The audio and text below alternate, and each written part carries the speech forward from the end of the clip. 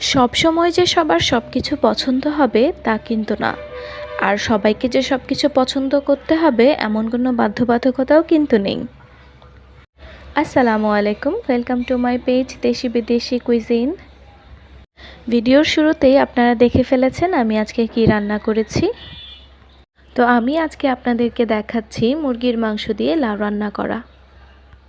তার জন্য আমি প্রথমেই কড়াই বসিয়ে দিলাম, তাতে তেল দিয়ে পেঁয়াজগুলো ভেজে নিলাম। এরপর একে একে সব ধরনের মশলা দিয়ে দিচ্ছি, যেমন মরিচের গুঁড়া, হলুদের গুঁড়া, তারপর লবণ, আদা রসুনের পেস্ট, জিরার গুঁড়া, একটুখানি রেডিমিক্স মাংসের মশলা আর হচ্ছে গরম মশলার গুঁড়াটা।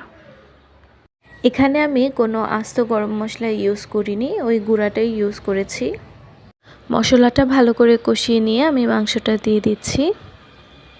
লাউ রান্নার ক্ষেত্রে বেশি মশলা ভালো লাগে না, তাই আমি অল্প অল্প করেই দিয়েছি সব কিছু, তবে এইটুকুই অনেক হয়ে গেছে।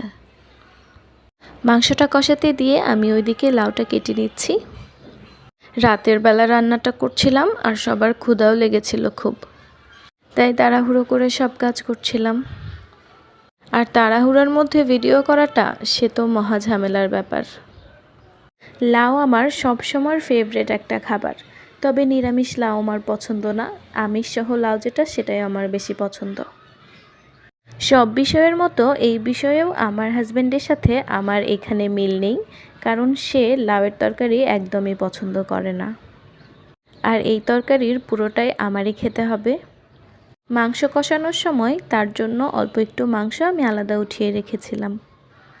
যতবারই আমি লাউ রান্না করি মাছ দিয়ে অথবা মাংস দিয়ে, তার জন্য আমি কষানো মাছ বা মাংস আলাদা করে উঠিয়ে রাখি, আর বাকি লাউয়ের তরকারিটা আমারই খাওয়া হয়।